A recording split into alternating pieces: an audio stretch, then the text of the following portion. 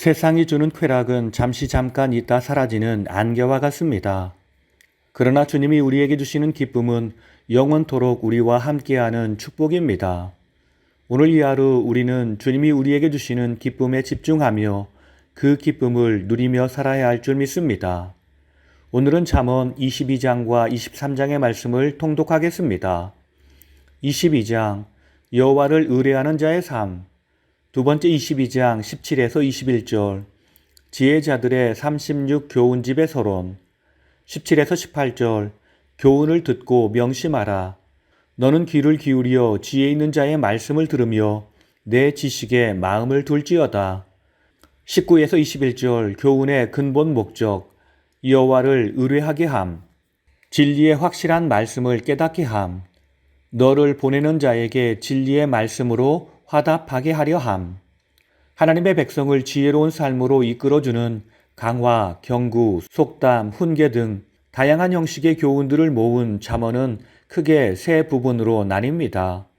먼저 전반부 1에서 9장은 젊은이를 위한 연속 강화이고, 중반부 10장에서 29장은 이스라엘 선민 대중을 위한 단편 경구 선집이며, 후반부 30에서 31장은 개인적 관계 안에서 주어진 훈계입니다. 중반부 10에서 29장도 다시 세 부분으로 나뉘어지는데 10장 1절에서 22장 16절은 다양한 주제로 구성된 총 375개의 단편 경구들로 솔로몬의 제1잠언으로도 불립니다. 이어지는 22장 17절에서 24장 34절은 지혜 있는 자 곧 익명의 지혜자들이 지혜로운 삶을 살길 원하는 자들에게 주는 다양한 형식과 내용의 지혜자들의 교훈 선집입니다. 25장 1절에서 29장 27절은 히스기야 시대에 편찬된 솔로몬의 단편 경구 선집이며 이는 솔로몬의 제2잠언으로도 불립니다. 세 번째 22장 22에서 29절 지혜자들의 36 교훈집 1에서 5 교훈 22에서 23절 1 교훈 약자에 대한 압제 금지 대저 여호와께서 신원하여 주시고 또 그를 노략하는 자의 생명을 빼앗으시리라. 24에서 25절 이 교훈 성급히 노하는 자와 교제 금지 그의 행위를 본받아 내 영혼을 올무에 빠뜨릴까 두려움이니라. 26에서 27절 3교훈 서양 및 보증 금지 만일 갚을 것이 내게 없으면 내 누운 침상도 빼앗길 것이라 내가 어찌 그리하겠느냐. 28절 4교훈 내 선조가 세운 옛 지계석을 옮기지 말지니라. 29절 5교훈 자기 일에 능숙한 자는 존귀한 자가 되리라. 23장 지혜자들의 36 교훈집 첫 번째 23장 1에서 11절 6에서 10교훈 1에서 3절 6교훈 대인관계에서의 신중과 절제 권면 내가 관원과 함께 앉아 음식을 먹게 되거든 삼가 내 앞에 있는 자가 누구인지를 생각하라.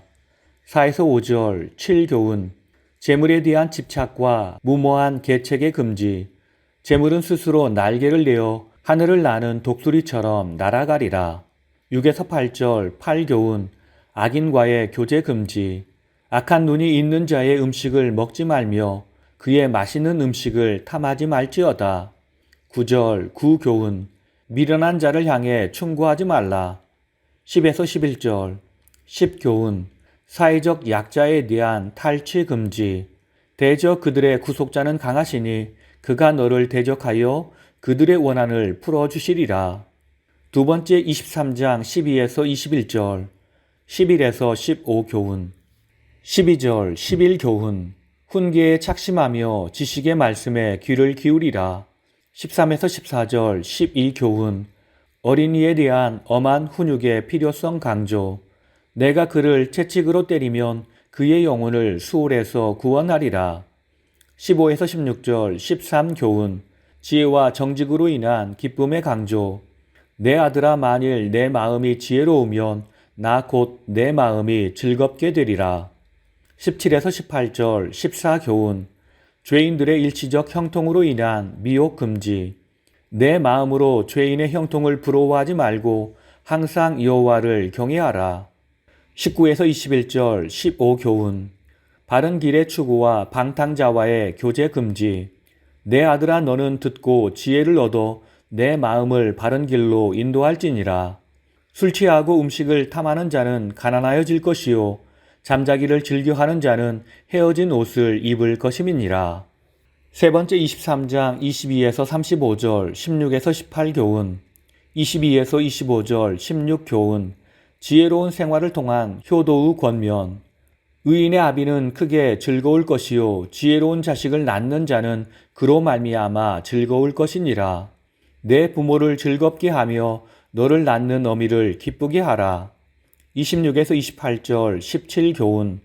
음녀의 성적 함정에 대한 경계. 내 아들아 내 마음을 내게 주며 내 눈으로 내 길을 즐거워할지어다.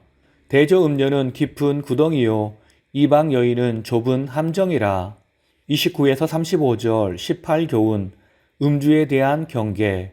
술을 사랑하는 자에게 재앙과 근심과 분쟁과 원망이 있느니라. 술이 뱀같이 물 것이요 독사같이 쏠 것이라. 내가 스스로 말하기를 사람이 나를 때려도 나는 아프지 아니하고 나를 상하게 하여도 내게 감각이 없도다. 내가 언제나 깰까 다시 술을 찾겠다 하리라. 오늘 말씀을 통해 주시는 교훈은 첫째로 우리가 사단과 싸움에서 승리하려면 자신의 약점에 특별히 주의해야 합니다.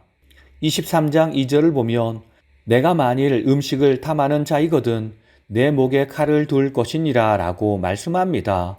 그런데 여기서 음식을 탐하는 자란 음식에 대해 과도한 욕구를 가진 사람을 말합니다. 또 목에 칼을 둔다는 말은 음식을 앞에 두고 특별히 더 절제할 것을 강조하는 말씀입니다. 요컨대 만일 식탐이 있어 다른 사람보다 음식에 대한 욕구가 강하여 절제할 수 없다면 더욱 경계하여 음식으로 인하여 올무에 걸리지 않도록 조심할 것을 교훈하는 것입니다.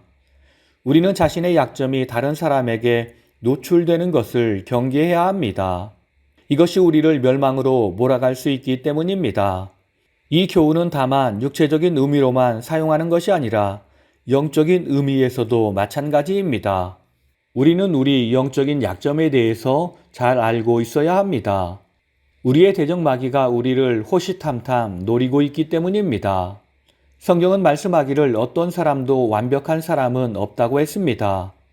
누구나 다 약점을 가진 연약한 존재입니다.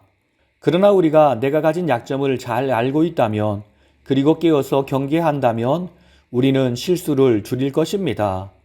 이 일로 나 자신을 죽음의 위협에서 건질 수 있을 것입니다.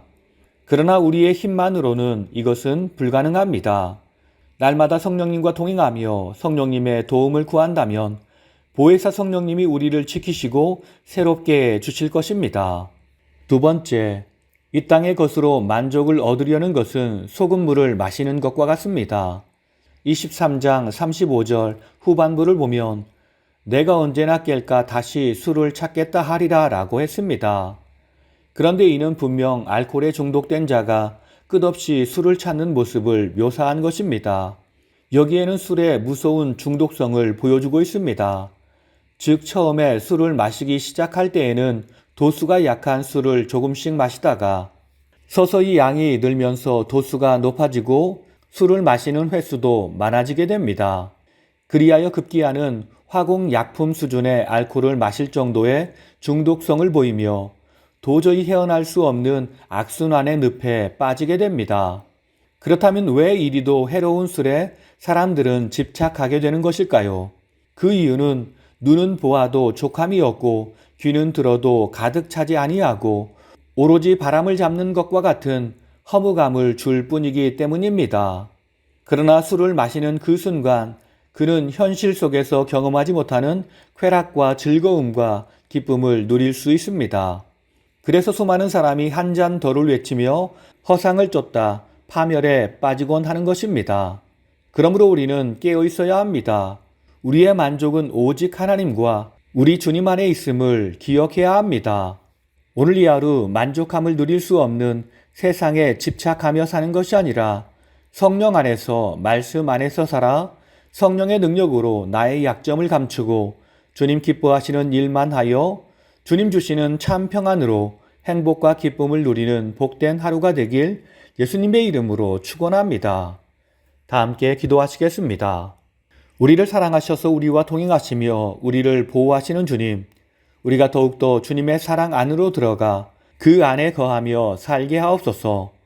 오직 주의 말씀과 주의 뜻을 이루며 주의 영광을 선포하며 살게 하옵소서. 우리를 사랑으로 붙드시는 예수님의 이름으로 기도드립니다. 아멘.